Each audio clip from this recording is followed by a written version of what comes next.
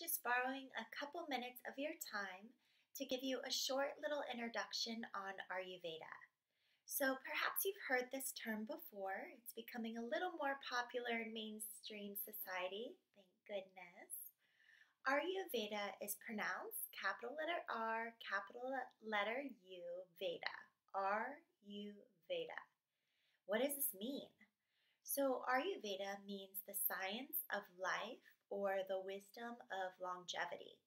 It is the oldest system of holistic medicine, and Ayurveda calls upon a few tools that we can access on a daily basis that help us to prevent disease and optimize health.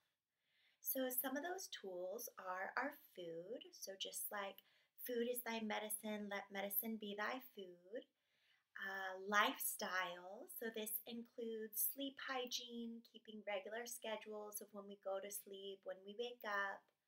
Mental hygiene. So, this can include prayer, meditation, affirmations. Everyone has a different kind of interpretation, but Ayurveda calls upon these as resources. And then, if you're working with a practitioner, such as myself, someone who's gone to school and is a little more well versed in the field, you can start to bring in oils and herbs and even some topical treatments that include touch, enemas. I know that doesn't sound that fun, but things along those lines. So, along with Ayurveda, you're going to hear a word come up a lot, and that word is dosha. So, everyone has a dosha. Your dosha is essentially your mind body constitution. You can look at it kind of like your spiritual genetic DNA. Your dosha entails both your physical characteristics. Are you prone towards losing weight really easily or gaining weight really easily? Are you prone towards big, full hair and huge eyelashes, or more thinning, graying, balding hair? Things like that. Even our skin complexion. Are you prone towards moles, blemishes, freckles, or more of a thick, kind of collagentic, I think that's a word, yes, skin? So, Ayurveda practitioners are really looking at everything as far as physical attributes. And then we're also looking at the mind and the heart. So, what is the emotional disposition and what is the tendency of the emotional sphere of the heart? So, under stress, do you tend to get more anxious or irritable or withdrawn? When you're at your best self, do you tend to be a really good support network for other people?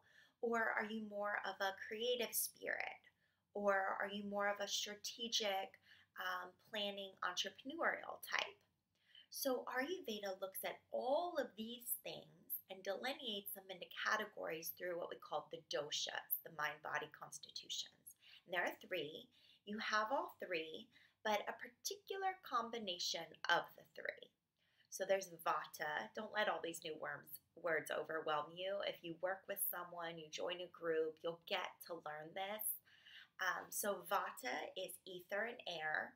Just to give you a quick snapshot, these people tend to be creative, enthusiastic, artistic, and to dance, musical, theater, writing, things like that. Even real innovative. These people are known for coming up with ideas for projects and not always following through. Out of balance, these people can be anxious under stress, suffer from insomnia. Physically, they might experience low back pain, especially women around their menstrual cycle, more crepitous, dry, cracky joints, constipation, if I didn't mention, gas, bloating, things like that. So that's a quick snapshot of vata. Then there's pitta. Pitta people are these fiery types. So they tend to be really goal-oriented, really strategic, problematic, or sorry, not problematic, that's not the right word. Problem solution oriented. They tend to be leaders. They can love things that have like a status to them, whether it be, an attorney or a professor, something that kind of holds like a high esteem. They like that. They gravitate towards that. They love a challenge. They love a competition. Out of balance, these people can be impatient or irritable under stress. They can get angry if they don't know the tools to mitigate that. Physically, they can have heartburn, acid indigestion, GERD, inflammation, liver issues, skin issues. Under stress, they might get acne, things like that. And then finally, there's kapha. And kapha people tend to be really go with the flow, more chill. Um, in the career world, these people are going to be more into human services, hospitality, caretaking, nurses, um, even working in hospitality, like as servers and chefs. They just like to support and take care of others. Often the roles of administrative assistants and things like that are kaphas because they're not like vatas that want to come up with all the ideas. They're not like pittas that want to implement the plan and strategize. They are more of the supporting role. These people tend to be really loving, really nurturing. Out of balance, though, they can become heavy, sluggish, lazy, cathartic. They can have, cathartic isn't the right word. I'm so sorry. Am I tired? I'm using the wrong vocabulary for a lot of things. More malaise. So just like a little lackluster, more of a Netflix and chill, like couch potato vibe when they're out of balance. So let's see here. A few other physical imbalances, maybe sleep apnea, snoring, respiratory issues, lung issues, allergies. This is all kapha.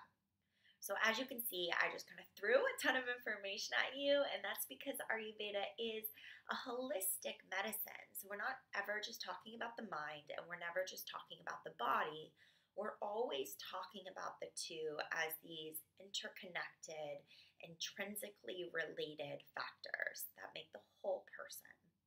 So in Ayurveda, we're never treating a diagnosis or disease. We're always treating the whole person. And that comes with a ton of compassion, a lot of understanding. It's really kind of a therapeutic atmosphere. So don't let those funny words in Sanskrit that I told you confuse you. What it all really strips down to is using our life as medicine. That's why I titled my book, Your Life as Medicine.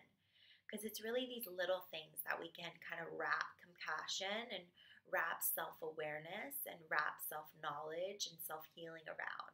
And those are our food, our lifestyle, our daily routines, our relationships, and also shaping our perspective through really looking at our belief systems and our values. And this is not kind of a one-size-fits-all, overnight, trendy form of medicine. It's just not. It's a process. It's a process of learning, of self-discovery, and it really requires that the person on the other side of the table is really participating. It doesn't matter how much your practitioner loves this medicine and gives and listens.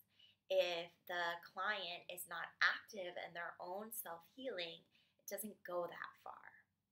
So the request is that you show up as your whole self.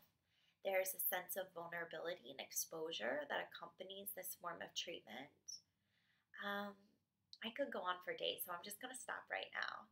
If that piqued your interest, please head over to my website, www.ayurveda-orlando.com, or you can even head to www.wellblends.com, and there you'll find all my Ayurvedic products and my books.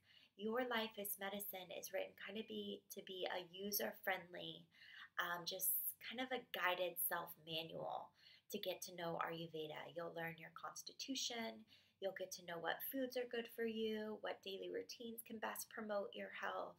And then in the back, there's all kinds of little home remedies for things that come up, such as optimizing your immune system or correcting your digestion or skin issues, and then a lot of recipes. Please reach out if you have any interest or questions. Thank you so much. The light in me sees, honors, respects, and supports the light in you. Namaste.